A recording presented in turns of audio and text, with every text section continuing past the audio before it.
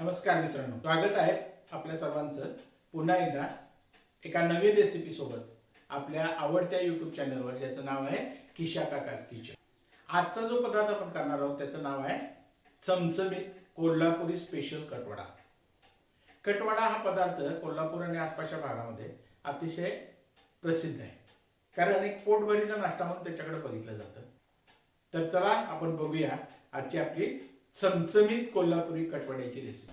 आपल्या कटवड्याच्या रेसिपीमध्ये सर्वात प्रथम आपण कटवड्यासाठी लागणारा कट जो आहे तो तयार करून घेणार आहोत.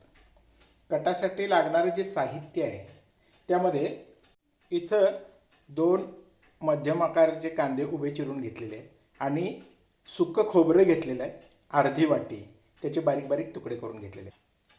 2 बारीक चिरलेले कांदे, 2 टोमॅटो घेतलेले आहेत बारीक चिरून. आपल्याला त्याशिवाय लागणार आहे 3 चमचे आलं, लसूण आणि मिरचीची पेस्ट. मिरच्या किती तिखट आहेत त्यानुसार मिरच्यांची संख्या कमी जास्त करावी. त्याच्याशिवाय आपण लाल तिखट घेणार आहोत. इथं बेडगी मिरचीचं लाल तिखट घेतलेलं आहे. साधारण आपल्याला 3 ते 4 चमचे हे बेडगी मिरचीचं लाल तिखट लागेल. त्याच्यानंतर हळद घेतलेली आहे आणि हा मिसळ मसाला आहे. हा आमचा घरगुती मिसळ मसाला आहे. मित्रांनो, आता आपण कटवड्यासाठी लागणारा जो कट आहे त्याचा मसाला तयार करून घेऊया. आता आपलं तेल गरम झालेलं आहे, त्याच्यामध्ये उभा चिरलेला कांदा जो आहे तो कांदा आपण घालून घेऊया आणि हा कांदा चांगला गुलाबी रंगावर येईपर्यंत परतून घेऊया. आता मित्रांनो, आपल्या कांद्याचा रंग थोडासा तांबूस झालेला आहे. त्याच्यामध्ये आपण खोबऱ्याचे तुकडे घालून घेऊया आणि हे खोबऱ्याचे तुकडे सुद्धा चांगले खरपूस भाजून घेऊया. कांदा आणि खोबरं हे चांगलं भाजलेलं असेल तर त्या कटाला एक फार सुंदर चव येते. आता आपलं खोबरं जे आहे ते तांबूस रंगावर परतून झालेलं आहे. चांगला खमंग वास त्याचा सुटलेला आहे. आता आपण हे काढून घेऊ आणि थंड करून घेऊ.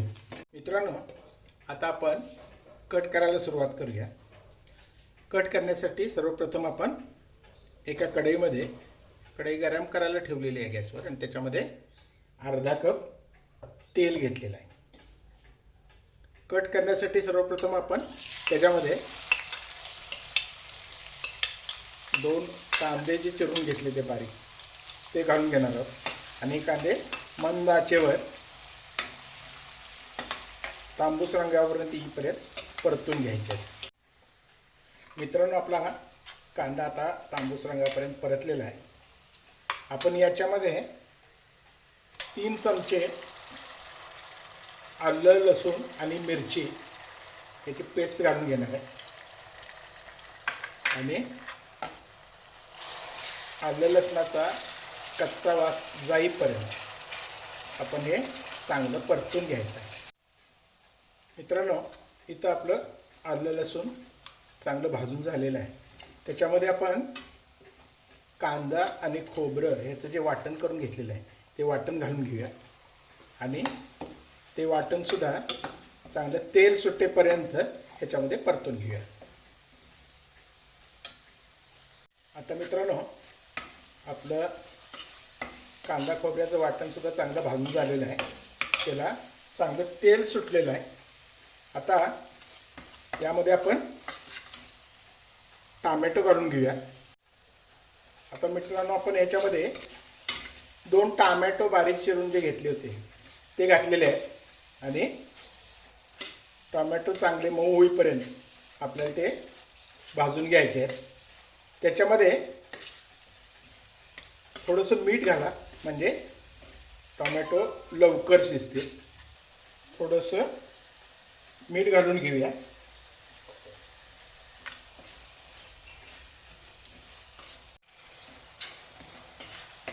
टोमॅटो आपले आता भाजत आलेले आहेत.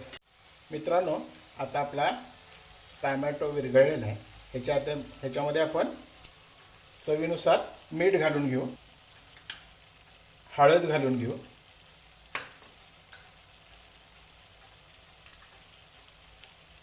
लाल तिखट घालून घेऊ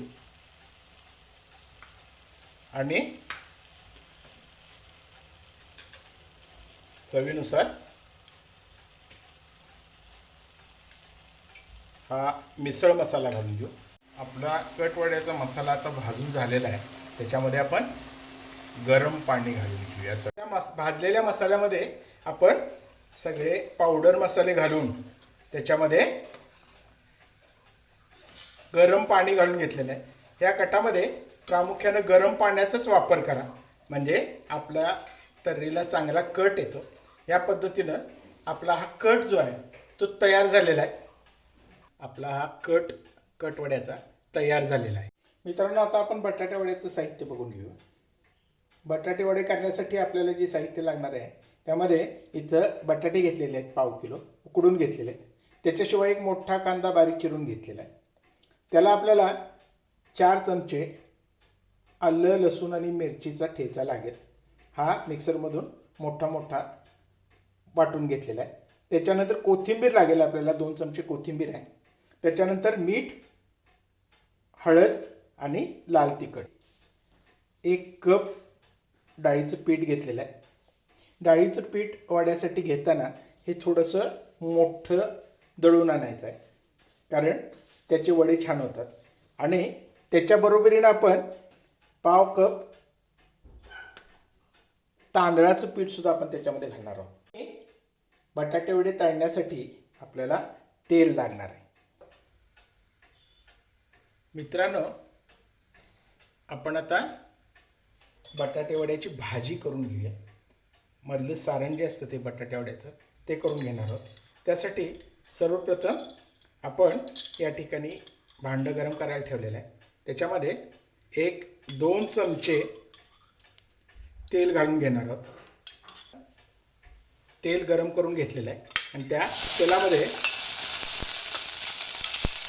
बारीक चिरलेला कांदा घालून थोडं परतून घ्यायचं आहे. इथं कांदा जास्त परतण्याची आवश्यकता नाही. मित्रांनो, इथं आपला कांदा थोडासा मऊ झालेला आहे. यामध्ये आपण आता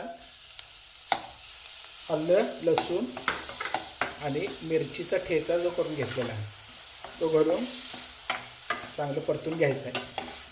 कच्च्या आलं लसणाचा वास तो निघून जाईपर्यंत आपल्याला हे परतून घ्यायचं आहे. आणि त्याच्यामध्ये आता आपण थोडी हळद घालून घेऊया आणि चवीनुसार त्या सारणाच्या चवीनुसार त्याच्यामध्ये थोडं मीठ घालून घेऊया. आता हा मसाल्याच्यामध्ये तयार मसाल्यामध्ये आपण जे बटाटे घेतले होते उकडून त्याच्या फोडी घालून घेऊया आणि हे चांगलं मिसळून घेऊया. त्यामध्ये बारीक कापलेली कोथिंबीर पण आपण घालून घेऊया आणि हे परत एकत्र मिसळून घेऊया. मित्रांनो, आपली ही भाजी जी आहे ती आता थंड झालेली आहे. व्यवस्थित आकारानं गोळे करून घेणार आहोत आणि हे गोळे जे आहेत ते असे साधारण चपटे आपल्याला पाहिजे त्या आकाराचे बटाटे वड्याचे गोळे करून घ्यायचे. मित्रांनो, आता आपण बटाटे वड्याचं जे वरचं कोटिंग आहे त्याची तयारी करून घेऊया. त्यासाठी आपण इथं 1 कप डाळीचं पीठ घेतलेलं आहे. त्या डाळीच्या पिठामध्ये आपण 1/2 कप तांदळाचं पीठ घालणार आहे. त्याच्यामध्येच आपण थोडी हळद घालून घेणार आहोत. त्याबरोबरीनं थोडंसं लाल तिखट घालून घेणार आहोत आणि या वरच्या कोटिंगला चव यावी म्हणून आपण त्याच्यामध्ये मीठ घालून घेणार आहोत. आणि या सगळ्या गोष्टी ज्या आहेत त्या आपल्याला व्यवस्थित मिसळून घ्यायच्या आहेत.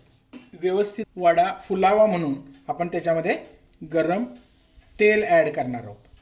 2 चमचे गरम तेल आपण त्याच्यामध्ये ॲड केलेलं आहे आणि हे तेल जे आहे ते सगळं त्या पिठामध्ये चांगलं मिसळून घ्यायचं आहे. आपल्याला सगळ्या पिठाला व्यवस्थित लावून घ्यायचं.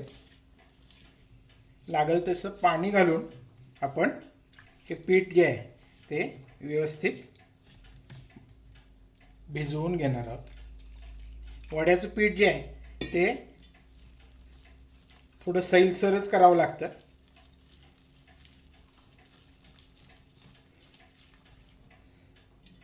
घट्ट पीठ त्याला करायचं नाही.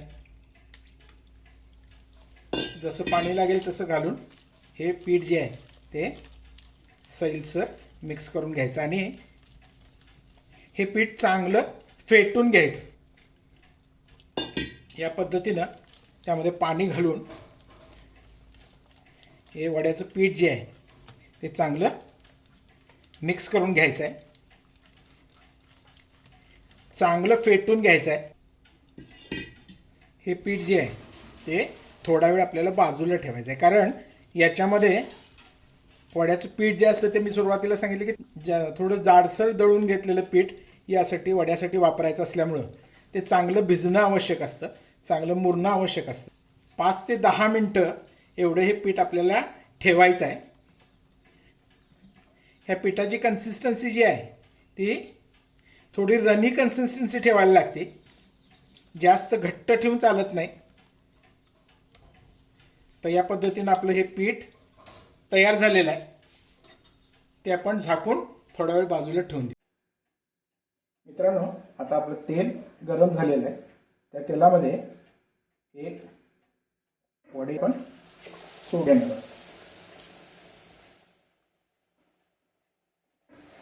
या पद्धतीनं एक एक वडा सोडून आपण तेलामध्ये चांगले तळून घ्यायचे.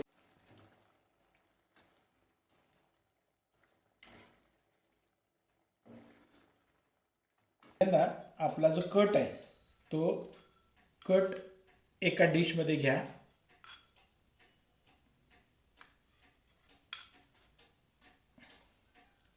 त्या कटावरती